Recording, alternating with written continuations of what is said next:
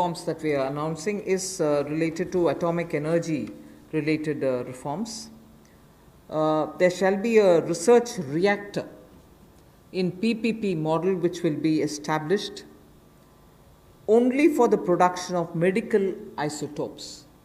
Now, medical isotopes are increasingly used in cancer treatment. In fact, India has earned a lot of goodwill from very many countries which had India supply them these isotopes. So, absolutely for promoting welfare of humanity through affordable treatment for cancer and other diseases, we shall be establishing a research reactor in PPP mode, and that will produce medical isotopes. The next is establishing facilities in, again, PPP mode. Atomic energy is completely with the government.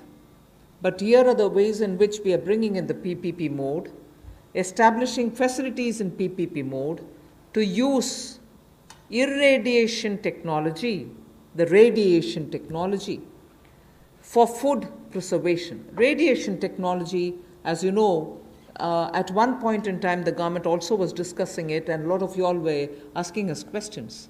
In crops which are like perishable crops like onions, most often when there is a good crop, because of its short shelf life, they are normally sold at a absolutely low price, or they are left to rot. Whereas when you use radiation technology, we are able to provide it the necessary qualities with which it can be stored for a longer time. Shelf life of perishable goods like onions can be improved and longevity given. This is something on which technology development cum incubation centers being established now will also set up a kind of synergy between research facilities and tech entrepreneurs who can develop such technologies which will be used for very many daily use matters such as vegetables and fruits preservation and so on. So this pertains to reforms in atomic energy, and that's my last slide. Atomic energy से related जो हमारी reforms हैं उस पर जो cancer के क्षेत्र में भी भारत ने दुनिया भर में दवाइयाँ देने का काम हो या कोविड-19 के समय भी दुनिया भर के देशों को यहाँ से फार्मा सेक्टर ने जो दवाइयाँ भेजी, उसमें और आगे हम क्या कर सकते हैं।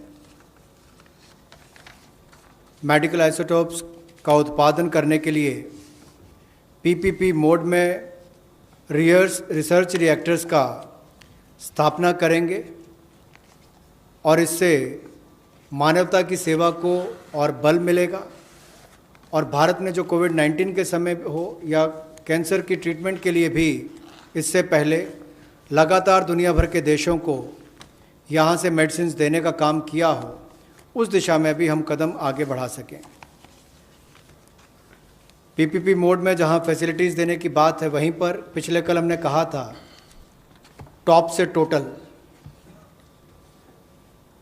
टोमेटो, ऑनियंस, पोटैटो से टोटल यानी कि सभी सब्जियों के लिए 500 करोड़ रुपए का जो हम प्रावधान 6 महीने के लिए लेकर आए थे कि पेरिशेबल गुड्स सड़गल ना जाएं, उनको भंडारण की क्षमता हो, तो उस दिशा में भी और काम हो सके और फैसिलिटीज़ बना सकें।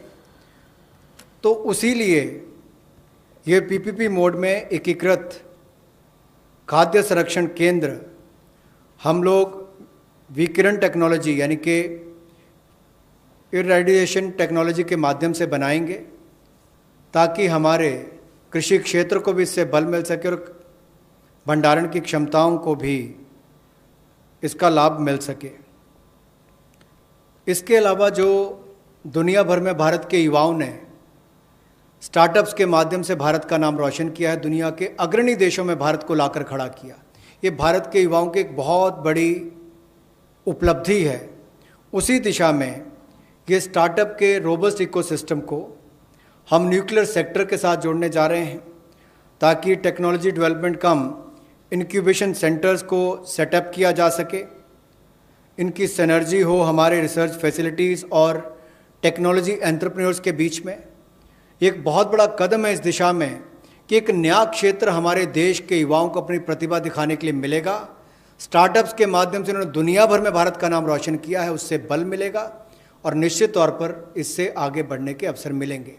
और वहीं पर टॉप से टोटल में हमें टेक्नोलॉजी का लाभ भी किसानों के लिए और भंडारण क्षमता के लिए मिलेगा। बहुत बहुत धन्यवाद। धन्यवाद। Friends, we can take some questions, otherwise 12